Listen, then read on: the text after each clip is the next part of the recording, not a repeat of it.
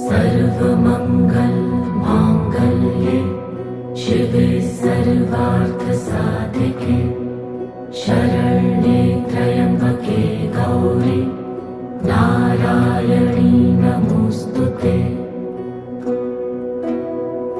या देवी सर्वभूतेषु विष्णुमायेति शक्तिता नमस्तस्यै नमस्तस्यै नमस्तस्यै नमो नमः।